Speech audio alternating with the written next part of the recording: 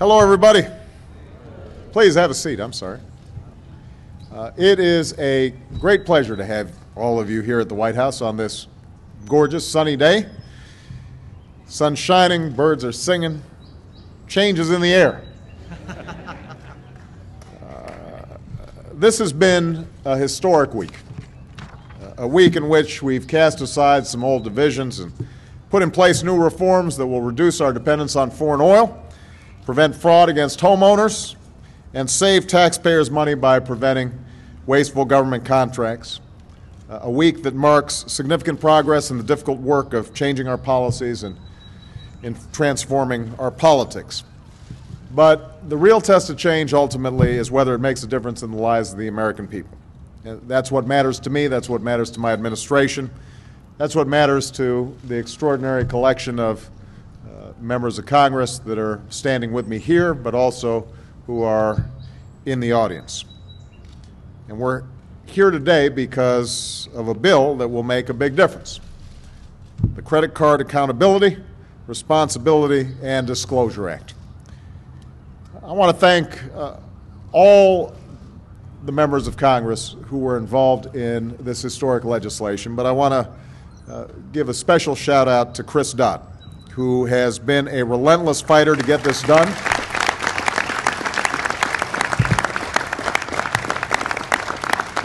Chris wouldn't give up until he got this legislation passed. He spent an entire career fighting against special interests and fighting for ordinary people, and this is just the latest example.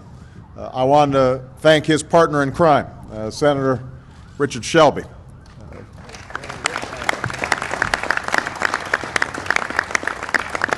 On the House side, Representatives Barney Frank, Carolyn Maloney, and Luis Gutierrez for their outstanding work.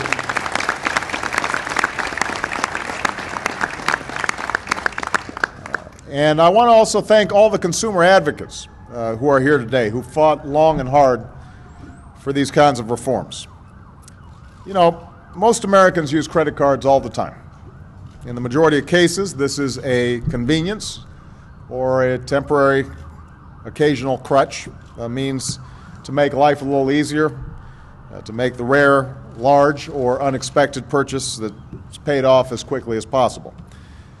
We've also seen credit cards become, for a minority of customers, part of an uneasy, unstable dependence. Some end up in trouble because of reckless spending or wishful thinking. Some get in over their heads by not using their heads.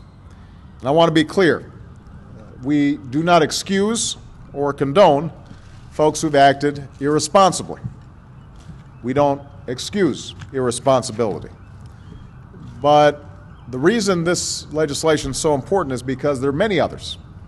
Many who've written me letters or grabbed my arm along rope lines or shared their stories while choking back tears, who've relied on credit cards not because they were avoiding responsibilities, but precisely because they wanted to meet their responsibilities and got trapped. These are hardworking people whose hours were cut or the factory closed, who turned to a credit card to get through a rough month, which turned into 2 or 3 or 6 months without a job. These are parents who found, to their surprise, that their health insurance didn't cover a child's expensive procedure and had to pay the hospital bill. Families who saw their mortgage payments jump and used the credit card more often to make up the difference. These are borrowers who discover that credit card debt is all too easily a one-way street. It's easy to get in, but almost impossible to get out. It's also, by the way, a lot of small business owners who have helped to finance their dream through credit cards and suddenly, in this economic downturn, find themselves getting hammered. Part of this is the broader economy, but part of it is the practices of credit card companies. Contracts are drafted not to inform, but to confuse. Mysterious fees appear on statements. Payment deadlines shift. Terms change. Interest rates rise. And suddenly a credit card becomes less of a lifeline and more of an anchor. That's what happened to Janet Hart of Freeland, Michigan, who's here today. Where's Janet? Right here. Janet's a nurse. Her husband is a pipe fitter. They've got 2 boys. Janet and her husband have tried to be responsible. She's made her payments on time. But despite this, Janet's interest rate was increased to 24%. And that 24% applied not just for new purchases, but retroactively to her entire balance. And so despite making steady payments totaling $2,400 one year, her debt went down only by $350 that year. And Janet's family is not alone. Over the past decade, credit card debt has increased by 25% in our country. Nearly half of all Americans carry a balance on their cards. Those who do carry an average balance of more than $7,000. And as our economic situation worsened and many defaulted on their debt as a result of a lost job, for example, a vicious cycle ensued. Borrowers couldn't pay their bills, and so lenders raised rates. As rates went up, more borrowers couldn't pay. Millions of cardholders have seen their interest rates jump in just the past 6 months. 1 in 5 Americans carry a balance that has been charged interest rates above 20%, 1 in 5.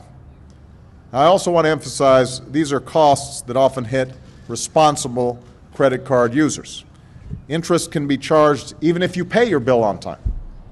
Rates can be increased on outstanding balances even if you aren't late with a payment.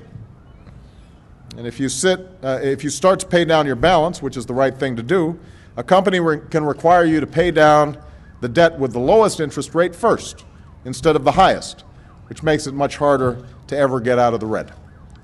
So we're here to put a change to all that. With this bill, we're putting in place some common sense reforms designed to protect consumers like Janet. I want to be clear about this. Credit card companies provide a valuable service. We don't begrudge them turning a profit. We just want to make sure that they do so while upholding basic standards of fairness, transparency, and accountability. Just as we demand credit card users to act responsibly, we demand that credit card companies act responsibly too. And that's not too much to ask. And that's why, because of this new law, statements will be required to tell credit card holders how long it will take to pay off a balance and what it will cost in interest if they only make the minimum monthly payments. We also put a stop to retroactive rate hikes that appear on a bill suddenly with no rhyme or reason. Every card company will have to post its credit card agreements online, and will monitor those agreements to see if new protections are needed. Consumers will have more time to understand their statements as well. Companies will have to mail them 21 days before payment is due, not 14. And this law ends the practice of shifting payment dates. This always used to bug me. You know, when you'd get like, suddenly it was due on the 19th, when it had been the 31st. Lastly, among many other provisions, there will be no more sudden changes to terms and conditions. We require at least 45 days notice if the credit card company is going to change terms and conditions. So we're not going to give people a free pass. We expect consumers to live within their means and pay what they owe, but we also expect financial institutions to act with the same sense of responsibility that the American people aspire to in their own lives. And this is a difficult time for our country, born in many ways of our collective failure to live up to our obligations, to ourselves and to one another. And the fact is, it took a long time to dig ourselves into this economic hole. It's going to take some time to dig ourselves out. But I'm heartened by what I'm seeing, by the willingness of old adversaries to seek out new partnerships, by the progress we've made these past months to address many of our toughest challenges. And I'm confident that as a nation, we will learn the lessons of our recent past and that we will elevate again those values at the heart of our success as a people. Hard work over the easy buck, responsibility over recklessness, and yes, moderation over extravagance. This work's already begun, and now it continues. I thank the members of Congress for putting their shoulder to the wheel in a bipartisan fashion and getting this piece of legislation done. Congratulations to all of you. The least I can do for you is to sign the thing. All right.